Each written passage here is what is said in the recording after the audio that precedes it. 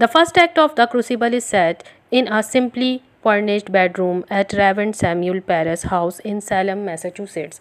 This year is 1692. His 10 years old daughter Betty is very ill and he is worried about her because he thinks that the cause of her illness is due to witchcraft. His slave Tituba enters in the room. She is very devoted to Betty, but he orders her out of the room despite her concern for his daughter.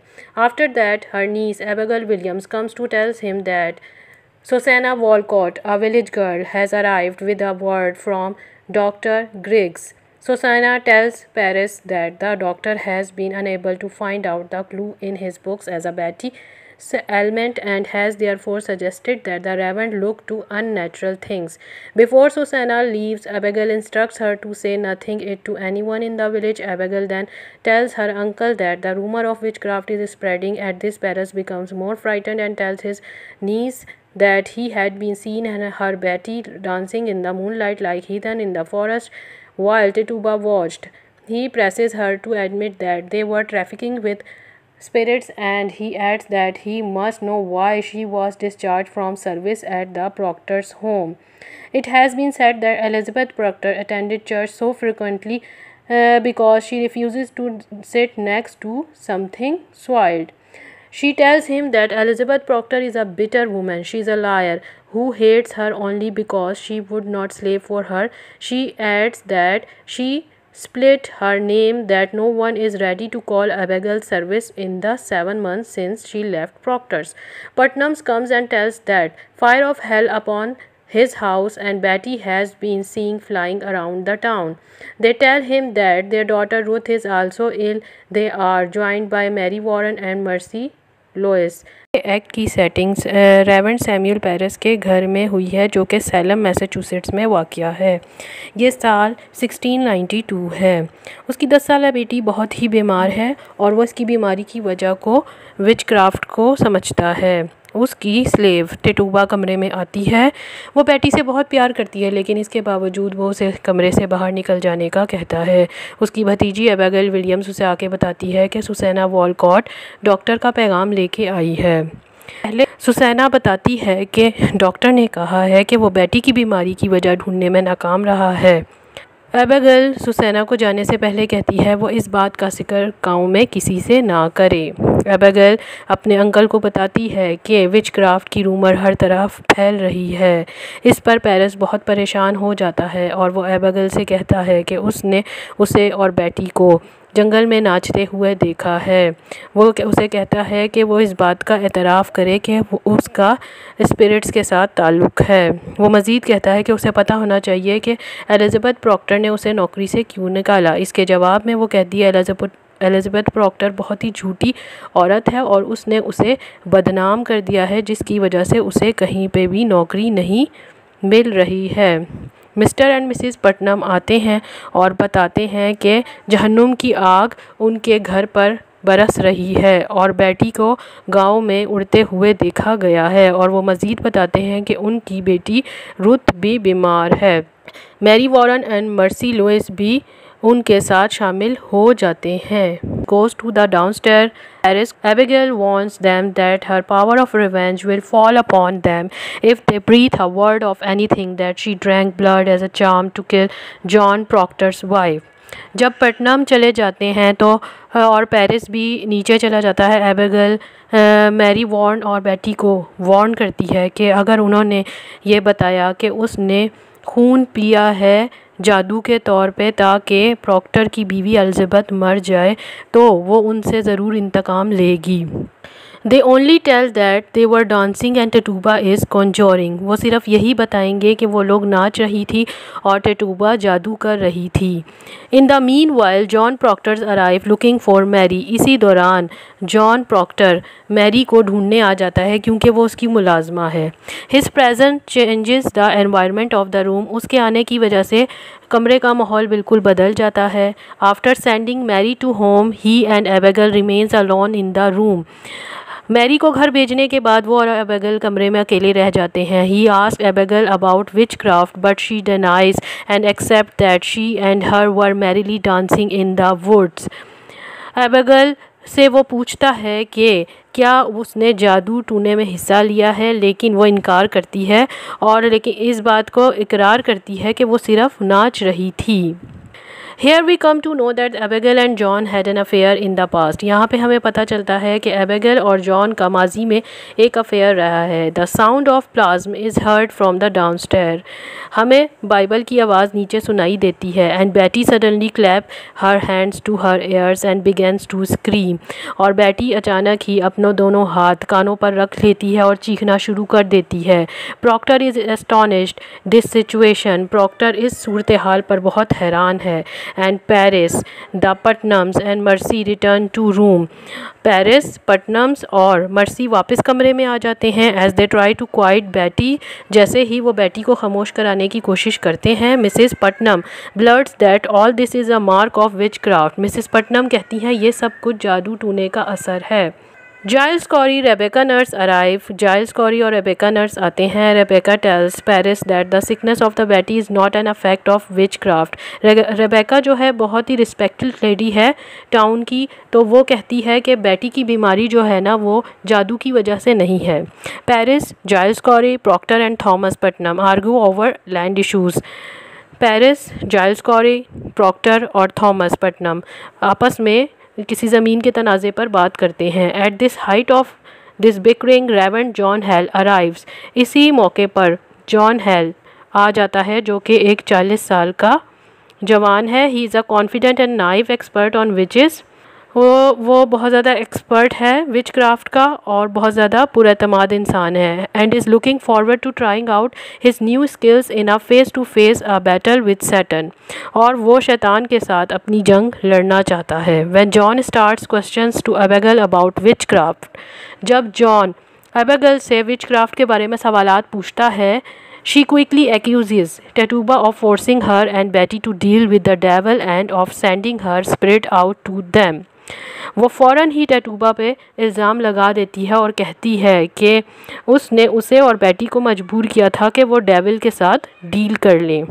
When the slave brought in، جب ٹیٹوبا کو لایا جاتا ہے، she refuses the accusation، وہ الزامات کا انکار کرتی ہے، but it is useless، لیکن یہ سب کچھ بیکار ہے۔ In a frenzy of fear، اسی خوف کے عالم میں، she finally admits that she talked to the devil and that he in return had told her the names of white people with whom he worked. وہ اس بات کا اقرار کرتی ہے کہ اس نے ڈیول سے بات کی ہے اور اس کے بدلے میں اس نے اسے ان لوگوں کے نام بتائے ہیں جن کے ساتھ وہ کام کر چکا ہے۔ بیٹی joins her in hysterical relief، بیٹی بھی اس کے ساتھ شامل ہو جاتی ہے۔ and the two girls calls out names faster and faster، اور دونوں لڑکیاں تیز تیز نام بولنے لگتی ہیں۔ Hal sent Putnam for the marshal، heel فوراً ہی پٹنم کو بھیجتا ہے تاکہ وہ مارشل کو بلا کے لائے۔ Second act is set in the house of John after the 8 days of starting the witch trials. The Crucible کا دوسرا ایکٹ جو ہے وہ جان کے گھر میں ہوتا ہے 8 دن کے بعد جب وچ ٹرائلز شروع ہو چکے ہیں۔ Elizabeth and talking very polite to each other, Elizabeth اور جان ایک دوسرے سے بہت پیار سے بات کر رہے ہیں، but their seems to be a strain between them, لیکن ان دونوں کے درمیان کوئی کھچاؤ محسوس ہوتا ہے۔ Elizabeth tells Hare husband that Mary Warren has gone into Salem as an official of court. Elizabeth جان کو بتاتی ہے کہ میری وارن کو گواہ کے طور پر کورٹ میں بلایا گیا ہے۔ جان is surprised to learn that not only has a court has been set up but that 14 women have been jailed as witches. جان یہ سب سن کے بہت حیران ہوتا ہے کہ نہ صرف کورٹ بنا دیا گیا ہے بلکہ 14 عورتوں کو گرفتار بھی کر لیا گیا ہے چڑیلوں کے طور پر۔ Deputy governor Danforth has sworn to hang them if they do not confess. Deputy governor Danforth نے یہ قسم کھائی ہے کہ جب تک وہ انہیں پھانسی پہ نہیں لٹکائے گا جب تک وہ اقرار نہیں کر لیتے۔ Abigail has now become a leader. She is treated with great deference.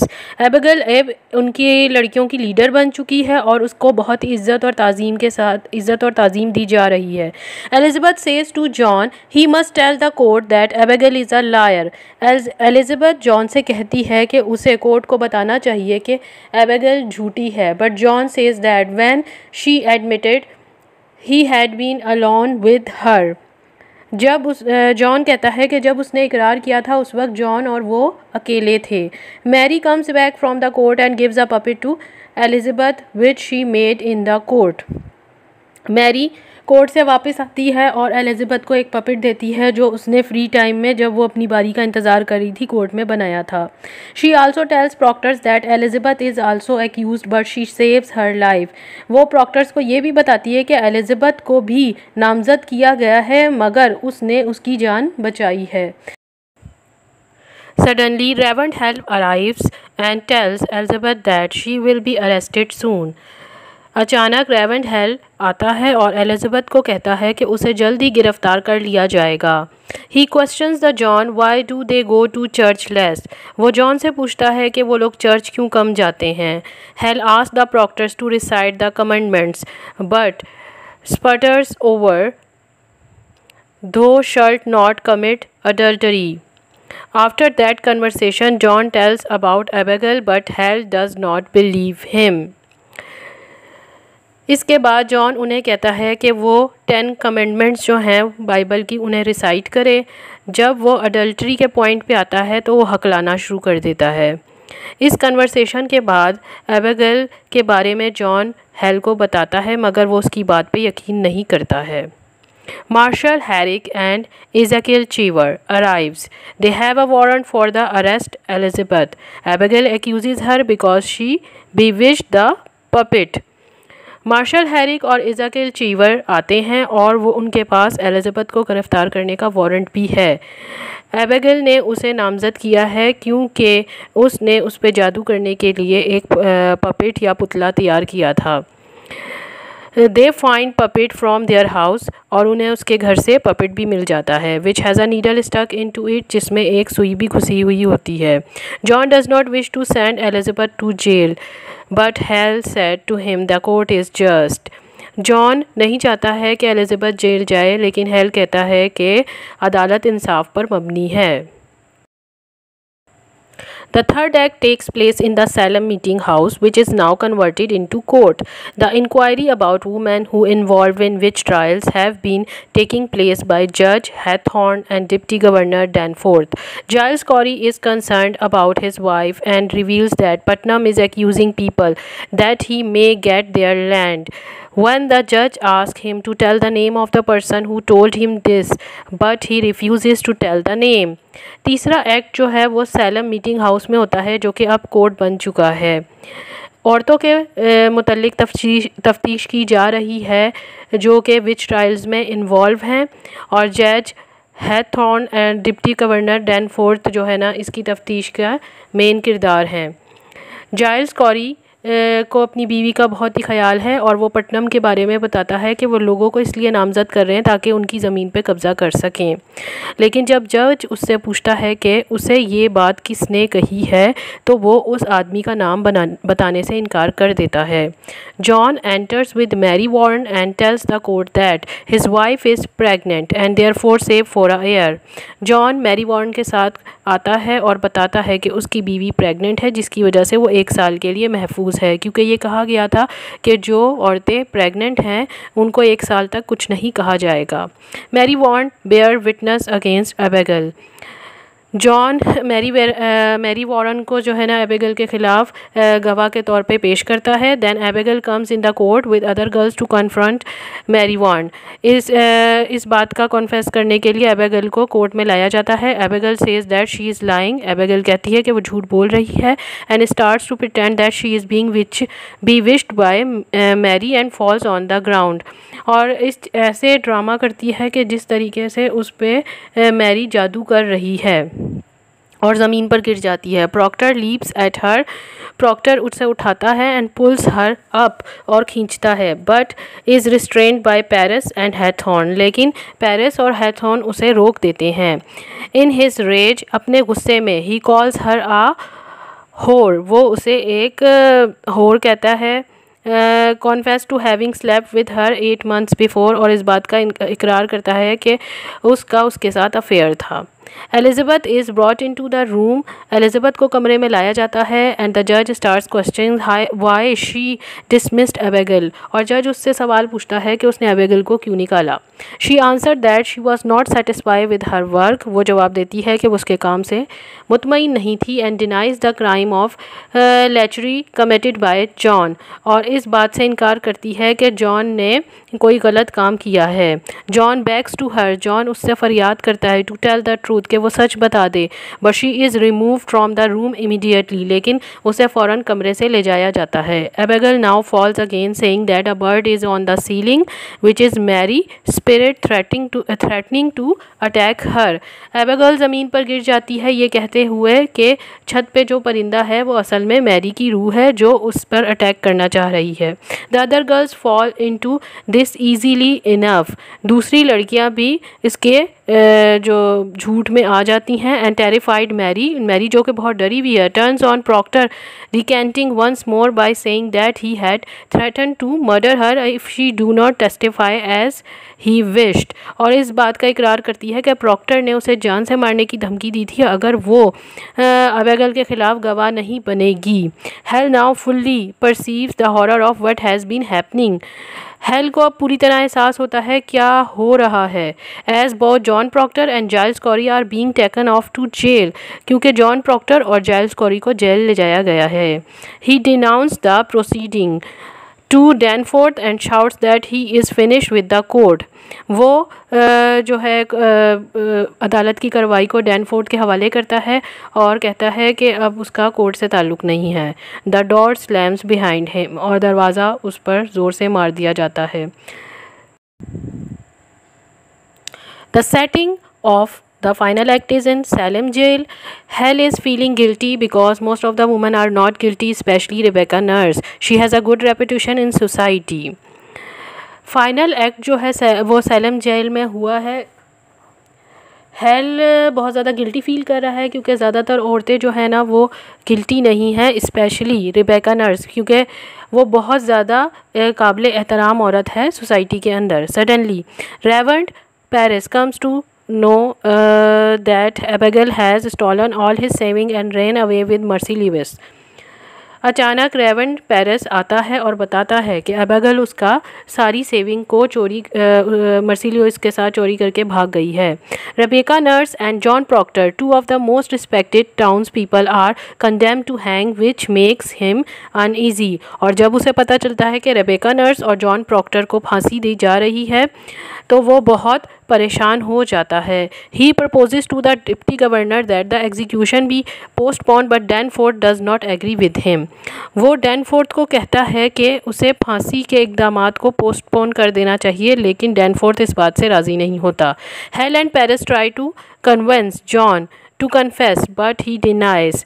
Heel اور پیرس چاہتے ہیں کہ جان اقرار کر لے یعنی کسی اور کو نامزد کر لے وچ کرافٹ کے لیے, لیکن وہ انکار کر دیتا ہے. They arrange a meeting with Elizabeth thinking that the site of his pregnant wife will melt ہم and he will be ready to confess. وہ ایلزبتھ کے ساتھ اس کے ساتھ ایک جان اور ایلزبتھ کی ایک میٹنگ ارینج کرتے ہیں اپنی پریگننٹ وائف کو دیکھنے کے بعد شاید اس کا دل موم ہو جائے اور وہ اقرار کرنے کے لیے راضی ہو جائے. Elizabeth goes to meet John and makes him ready to confess. Elizabeth John سے ملتی ہے اور اسے راضی کر لیتی ہے. John tells Hathorne that he wants to live with and will confess. وہ جان ہیتھون کو بتاتا ہے کہ وہ زندہ رہنا چاہتا ہے اور وہ اعتراف کر لے گا. A pen and paper are brought quickly. ایک پین اور پیپر اس کے سامنے لایا جاتا ہے. Meanwhile, Rebecca is led in. اسی وقت ریبیکا اندر آتی ہے to witness the example set Proctor. اور وہ پراکٹر کے سامنے تاکہ جو ہے نا پراکٹر کو ایک مثال کے طور پہ اس کے سامنے پیش کیا جا سکے. Rebecca does not confess. لیکن ریبیکا اس سے کوئی متاثر نہیں ہوتی اور نہ ہی وہ کنفیس کرتی ہے. جان denies to name the people that he so with the dual. اور جان انکار کر دیتا ہے ان لوگوں کا نام لینے سے جنہیں اس نے ڈیول کے ساتھ دیکھا ہے. Heel hand over the paper by seeing that John only confess so he signs the paper on the basis of the confession alone. Heel جو ہے نا فوراً ہی اس سے پیپر لے لیتا ہے اور جو ہے نا جج کو دے دیتا ہے اور کہہ دیتا ہے کہ اس پیپر پہ سائن کیے بغیر ہی جو ہے نا اس کی کنفیشن کو قبول کر لیا جائے. لیکن جج Danforth ریفیوزز to certify N unsigned confession. لیکن جج منع کر دیتا ہے کہ وہ بغیر سائن کیے ہوئے پیپر کو سرٹیفائی نہیں کرے گا. Procter then signs it. Procter اس پہ سائن کر لیتا ہے بٹ سنیچز دا پیپر اور پیپر کو چھین کے پھاڑ دیتا ہے. Rebecca and John taken out to be hanged. Rebecca اور جان کو پھانسی دینے کے لیے لے جایا جاتا ہے. Paris and heel continue to played with ایلزابتھ to stop ہم. پیرس اور ہیل مسلسل ایلزابتھ کے سامنے فریاد کر رہے ہیں کہ وہ اسے روک لے. لیکن ایلزابتھ کہتی ہے he has his goodness now. اب اس کے اندر اچھائی جاگ چکی ہے. God فاربیڈ I take it from ہم. اللہ مجھے معاف کرے کہ میں نے اس سے یہ لینے کی کوشش کی تھی. شی cries as the final drum role crashes and the play ends. وہ روتی ہے اور اسی طرح ڈرامہ ختم ہو جاتا ہے.